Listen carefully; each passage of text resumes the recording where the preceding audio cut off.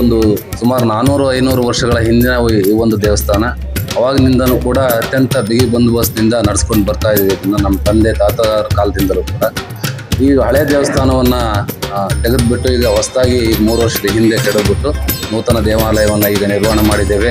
ಈ ಒಂದು ನೂತನ ದೇವಾಲಯ ನಿರ್ಮಾಣ ಮಾಡಲಿಕ್ಕೋಸ್ಕರ ನಮಗೇನು 4 ಹಳ್ಳಿಗಳಿಂದ 138 ಮನೆ ಅಣ್ಣ ತಮ್ಮಗಳಿದ್ದೀವಿ. ತುಂಬ ಕಷ್ಟಪಟ್ಟು ಕೆಲಸ ಮಾಡಿದ್ದಾರೆ ಎಲ್ಲರೂ ಕೂಡ. ಬರೀ ಹಣ ಮಾತ್ರ ಅಲ್ಲ, ಅವರ ಶ್ರಮಕ್ಕೆ ನಾವು ಬೆಲೆ ಕಟ್ಟಲಿಕ್ಕೆ ಸಾಧ್ಯನೇ ಇಲ್ಲ. ಅಂಥ ಒಂದು ಬಹಳ ಮಹತ್ತರವಾದಂಥ ಒಂದು ಕಾರ್ಯದಲ್ಲಿ ಎಲ್ಲರೂ ಕೂಡ ಭಾಗಿಯಾಗಿದ್ದಾರೆ. ಹಾಗಾಗಿ ಈಗ ಮೊನ್ನೆಯಿಂದ ಈ ಒಂದು ನೂತನ ದೇವಾಲಯ ಪ್ರವೇಶೋತ್ಸವ ನಡೀತಾ ಇದೆ.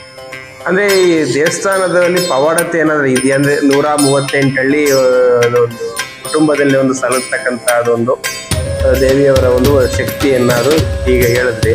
ಹೌದೌದು, ಇದು ಹಿಂದೆ ಸುಮಾರು 500 ವರ್ಷಗಳ ಹಿಂದೆ ಒಂದು ಹುತ್ತದಲ್ಲಿ ಕಾಣಿಸ್ಕೊಂಡಿರ್ತಕ್ಕಂತಹ ಒಂದು ಕರಿಯಮ್ಮ ದೇವಿ ಇದು.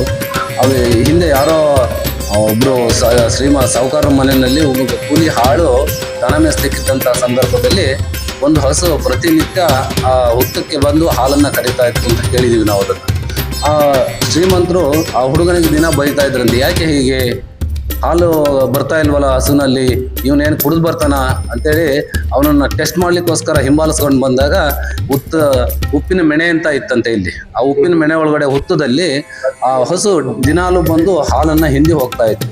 ಅವಾಗ ನಾವು ಶಾಸ್ತ್ರವನ್ನು ಕೇಳಿದಂತಹ ಸಂದರ್ಭದಲ್ಲಿ ಅಲ್ಲಿ ಒಂದು ಕರಿಯಮ್ಮ ದೇವಿ ಅಂತಕ್ಕಂಥ ಒಂದು ದೇವರು ವಾಸವಾಗಿದೆ ಹುತ್ತದಲ್ಲಿ. ಅಲ್ಲಿಗೆ ಒಂದು ದೇವಾಲಯವನ್ನು ಕಟ್ಟಿಸ್ಬೇಕು ಅಂತೇಳಿ ಆ ಶ್ರೀಮಂತರಿಗೆ ಒಂದು ಅಪ್ಪಣೆಯಾಗಿದೆ. ಆವಾಗ ಈ ದೇವಸ್ಥಾನವನ್ನು ನಿರ್ಮಾಣ ಆಗಿದೆ. ಅಲ್ಲಿಂದ ಇಲ್ಲಿವರೆಗೂ ಅಲ್ಲಿಂದ ಒಂದು ಮನೆಯಿಂದ ಸ್ಟಾರ್ಟ್ ಆಗಿರ್ತಕ್ಕಂಥ ಆ ಶ್ರೀಮಂತ ಏನೋ ಇದ್ರು ಅಲ್ಲಿಂದ ಸ್ಟಾರ್ಟ್ ಆಗಿರ್ತಕ್ಕಂಥದ್ದು ಈಗ 4 ಹಳ್ಳಿಗಳಲ್ಲಿ ಕೂಡ ಅಣ್ಣ ತಮ್ಮಂದರಾಗಿ ಈಗ 138 ಕುಟುಂಬಗಳಾಗಿ ಬೆಳೆದಿದೆ. ಅಂದ್ರೆ ಇಲ್ಲಿಗೆ ನಡೀತಕ್ಕಂಥದ್ದು ಏನಾದರೂ ವಾಡಿಕೆ ಇದೆಯಾ?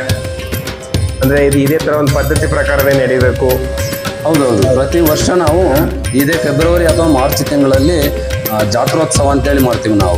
ಅದರಲ್ಲಿ ಹೀಗೆ ಒಂದು ನಿಯಮಬದ್ಧವಾಗಿ ಆ ಜಾತ್ರೋತ್ಸವವನ್ನು ನಾವು 1 ವಾರಗಳ ಕಾಲ 8 ದಿನಗಳ ಕಾಲ ಆಚರಣೆ ಮಾಡ್ತೀವಿ. ಅಷ್ಟೇ ಅಲ್ಲ, ಈ ಕರಿಯಮ್ಮ ಬಹಳ ಇಷ್ಟವಾದಂತಹ ದೇವತೆ ಇದು.